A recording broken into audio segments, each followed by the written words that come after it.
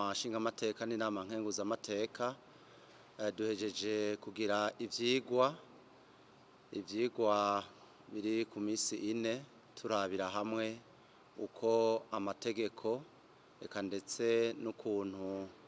ibintu vyubatse mu masoko ya leta. Twarabonye rero amategeko asanzwe abigenga ndetse turabona n'ivyo twohinyanyura ndetse turabona yuko amasoko ya leta bisaba ko kugwa ibitari bike kugira binyaruke na cane yuko turiko turaja ndetse twamaze kwinjira mu ntumbero yo gukora ibikorwa bizana umusaruro mu mwanya muto kandi mu gihe vyagenewe bimwe twita mu gifaransa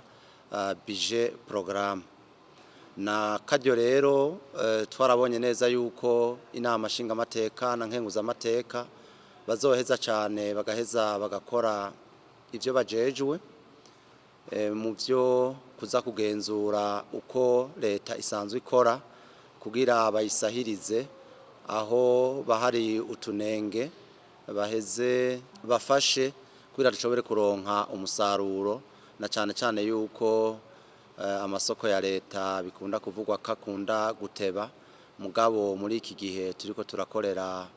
ku mwanya ndetse dukorera ku musaruro bikenerwa ko amasoko azonyaruka ndetse agakorwa n'ingoga kandi agashika ku musaruro ukwiye kugira umwene gihugu ivyo yagenewe vyose ashobore kuca bironka mu mwanya wo mu gihe cyo ndetse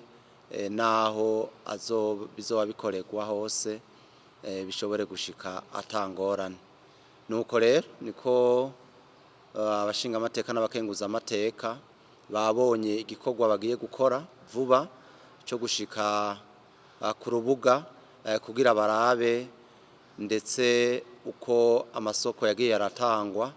n'ukuntu yagiye aragenda ndetse n'umusaruro wagiye uraboneka muri ayo masoko. Ahari utunenge naho baheze babandanye bakorana na leta ku neza y'umwene gihugu. Nuko niko twabibonye kandi bizoheza bifashe cane abene gihugu n'igihugu ndetse n'abajejwe amasoko n'inzego zitandukanye bazoheza bace basahirizwa n'abashinga amateka n'abakenguza amateka kugira ibikorwa bibandanye bigenda neza umusaruro ubandanye uboneka ku mwanya we. Nivyo hariho heshi hibonekeza utunenge mugabo tugiye kubiraba neza twasanze n'utunenge tuva yuko abatanga amasoko ndetse n'abayakora bataba bazi neza ibiri mu mategeko agenga gutanga amasoko ndetse no gushira mu ngira ayo masoko. Twacero tubona neza yuko hakenewe cyane yuko yaba batanga amasoko ndetse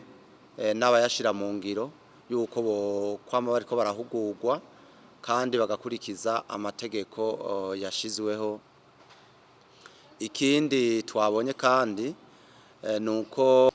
abajejwe gukurikirana amasoko kuja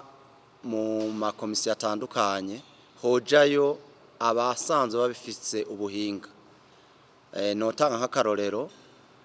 nk'isoko rijanye kubaka inzu canke amashure canke amavuriro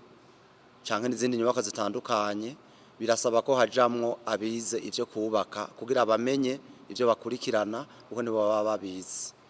Naho rero naho nyene naho guhinyanyura uko twabonye ko bikunda gushika ugasanga abajeje gukurikirana isoko ntibafise ubumenyi bukwiye muri ico gisata babagiye gukurikiranamwo isoko riba ririko rirarangurirwamo.